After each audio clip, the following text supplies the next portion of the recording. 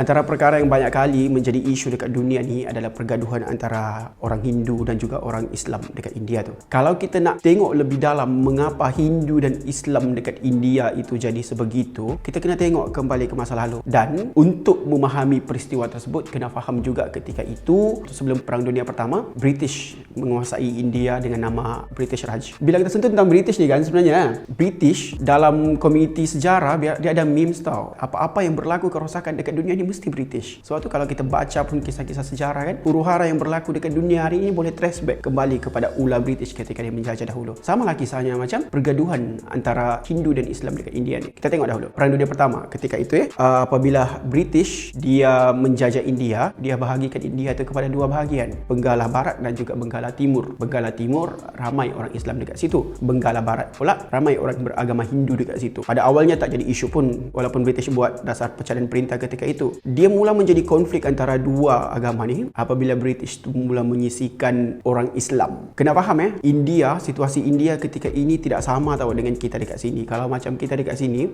kita pelbagai bangsa, pelbagai agama. Tapi kalau dekat India, bangsa yang sama tapi agama yang berbeza. So diorang rasa diorang macam kaum yang berbeza gara-gara agama yang berbeza tu. Sebab itulah ada konflik macam tu. Kalau Hindu, dia lebih utamakan bahasa Hindi. Kalau Islam, dia lebih utamakan bahasa Urdu. So apabila British yang menjajah ketika itu dia utamakan bahasa Hindi, yang orang Islam ni pun rasa, oh man, British ni menyisihkan kita. And then konflik yang lain pula apabila parti politik yang famous ketika itu dekat India yang berjuang untuk kemerdekaan India tu, Kongres Kebangsaan India, ANC. Dalam ANC ni pula orang Hindu yang lebih menguasai tampuk parti tersebut. Apa-apa keputusan dibuat oleh orang Hindu. So komuniti Islam yang sama-sama bernaung di bawah ANC ketika itu, dia rasa macam no, tak boleh. Untuk menjaga hak masing-masing, kita kena keluar daripada ANC. Biasa parti politik. Lalu ditubuhkanlah parti Liga Muslim. Kewujudan dua parti ni, Liga Muslim dan juga ANC, ini antara yang menyebabkan teruknya pergaduhan antara agama ni, Hindu dan Islam dekat India ketika itu. Lanjut cerita lagi, selepas Perang Dunia Kedua, bila dasar dekolonisasi itu sudah diwartakan kepada semua penjajah kena keluar. So British pun keluar daripada India. Apabila ada konflik antara Islam dan Hindu ketika itu, pemimpin Liga Muslim Muhammad Ali Jinnah, ini antara nama yang popular ni. Ali Jinnah bagi cadangan, okey tak apa. So kita pergi Benggala Timur, semua Islam dekat situ, kita buat negara sendiri menjadi Pakistan pada hari ini. Kalau ikut perancangan Ali Jinnah tu, apabila berpisah India kepada dua menjadi Pakistan dan juga India, konflik pergaduhan antara agama tu akan selesailah. Tapi sebenarnya tidak. Sebab selepas pemisahan India itu, ada pula beberapa kawasan ini yang cuba untuk bebas. Salah satunya, kalau kita nak fokus kepada pergaduhan antara Islam dan Hindu ini, kita tengok peristiwa dekat Kashmir pula. Apabila Kashmir, pemimpin Kashmir ketika itu Maharaja Hari Singh, dia cuba membebaskan Kashmir itu, tak nak masuk India, tak nak masuk Pakistan. Ni pendapat pemimpin Maharaja Hari Singh tu. Masalahnya pula dekat Kashmir ramai yang beragama Islam, demografi dia. So orang Islam yang tinggal dekat Kashmir ini memaksa si Hari Singh ini untuk join dengan Pakistan. Yang Hari Singh pula, dia abaikan permintaan rakyat beragama Islam itu sebab dia lagi prefer untuk wujudkan negara sendiri. Apabila orang Islam Kashmir itu menentang Hari Singh gara-gara Hari Singh